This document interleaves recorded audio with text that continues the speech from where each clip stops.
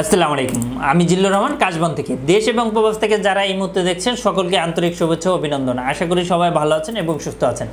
আমরা এই চ্যানেলের অসংখ্য ভিডিও রয়েছে, যে টপিক্সে ইন্টারেস্ট দয়া করে সেই টপিক্স বা সেই রিলেটেড ভিডিওগুলো দেখে আসছেন। আমাদের এই চ্যানেলে স্টুডেন্ট, ওয়ার্ক পারমিট, ভিজিট এই সংক্রান্ত অসংখ্য ভিডিও রয়েছে এবং অ্যাট দ্য সেম টাইমে যারা আমাদের সাথে ব্যক্তিগত পরামর্শ করতে চান অথবা যারা আমাদের ব্যক্তিগত সার্ভিস নিতে চান তারা আমাদের হোয়াটসঅ্যাপে অ্যাপয়েন্টমেন্ট বুক করে সরাসরি আমাদের সাথে দেখা করতে পারেন অথবা সাক্ষাৎ করতে পারেন।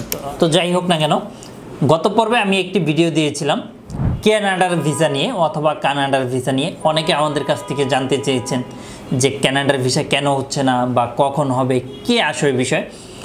ওই ভিডিওতে আমাদের এই ভিসা সংক্রান্ত বিষয় নিয়ে আলোচনা ছিল, কিন্তু আপনাদের অনেক ভালোবাসা, অনেক কৃতজ্ঞতা এবং আপনারা অনেকে আমাকে রিকোয়েস্ট করেছেন যে কানাডার ভিসা, আবার অনেকে আমাকে কোশ্চেনও করেছেন যে কানাডার ভিসা মূলত কেন এত লেট হচ্ছে, কানাডার ভিসা রেশিওটা কি কমে গেছে, আর কেনই বা এত ডিলে হচ্ছে, কেনই বা দূরত্ব অ্যাপ্রুভ হচ্ছে না। এই ব্যাপারে আপনারা অনেকে কমেন্ট করেছিলেন, অনেকে আমাদেরকে কল দিয়েছেন, অনেকে আমাদের SMS দিয়েছেন।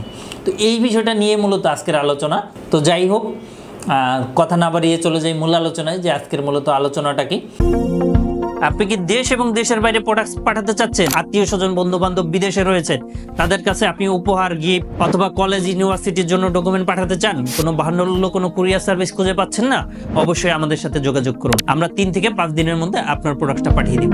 কানাডার ভিসা কেন অ্যাপ্রুভ হচ্ছে না বা কেন এত লেট হচ্ছে, এই বিষয়টা আপনারা জানেন যে 2023 সালের দিকে কানাডা কিন্তু অনেক ভিসা দিয়েছে। হ্যাঁ, অনেক আপনারা জানেন, যাদের সাদা বই অথবা আপনার যদি একটু ব্যাংক অথবা ইনভাইটেশন লেটারটা যদি আপনার ঠিক থাকে, সেক্ষেত্রে আপনার ভিসা কেউ আটকাতে পারবে না 100 অথবা যাদের USA অথবা সেনজিং অথবা লন্ডন, হ্যাঁ, বা জাপান বা মোটামুটি ভালো যেই দেশগুলোতে ভিজিট ছিল, তাদের ভিসাটাগুলোও কিন্তু কানাডাও হয়ে যেত, আপনারা জানেন।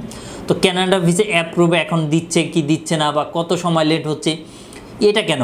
এটা মূলত হচ্ছে আপনার কানাডাতে আগে যত অ্যাপ্লাই ছিল তার থেকে এখন দ্বিগুণ বেড়ে যাচ্ছে, বুঝতে পেরেছেন?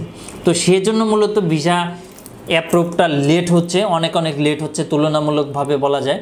ধরেন আগে যদি 10 কোটি ফাইল হইতো বা আগে যদি ধরেন 1 লাখ ফাইল হইতো, এখন এটা ডাবল, হ্যাঁ, এরকম একটা বিষয় হয়ে গিয়েছে। তো এই জন্য ওরা মূলত ভিসার চান্সটাও এখন কমে গিয়েছে এবং হচ্ছে অনেকে গিয়ে কানাডা থেকে আসতেছে না দেশে এবং অনেকে হচ্ছে যেতে দিচ্ছে না, কারণ তার ভিসার মেয়াদটা শেষ হয়ে যাচ্ছে, ইনভাইটেশনের ভ্যালিডিটি শেষ হয়ে যাচ্ছে, সরি ভিসার মেয়াদ না, ইনভাইটেশন মেয়াদটা শেষ হয়ে যাচ্ছে। হ্যাঁ, এছাড়াও অনেকে কল দিচ্ছে, কল দিয়ে পাওয়া যাচ্ছে না, বিভিন্ন সংক্রান্ত বা বিভিন্ন ইস্যুতে। এই ব্যাপারেও আমরা নতুন একটি ভিডিও দিব, আশা করি আপনারা জানতে পারবেন এবং বুঝতে পারবেন। তো যাই হোক, এই জন্য অনেকে দেখা যাচ্ছে যে ট্রানজিট হয়ে বাংলাদেশ থেকে পার হয়ে অন্য দেশে, ধরেন দুবাই, কেউ বাহরাইন, কেউ কাতার, বিভিন্ন জায়গা থেকেও অনেকে যেতে পারছে না, মূলত এই হচ্ছে বিষয়।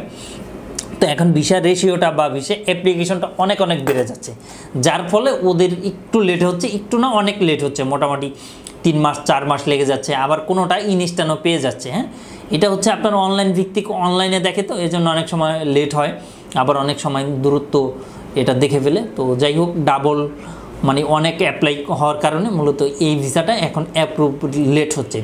তো আরেকটা বিষয় জানতে চান যে কানাডার ভিসা কি বন্ধ হয়ে যাচ্ছে কিনা বা বন্ধ হয়ে যাবে কিনা।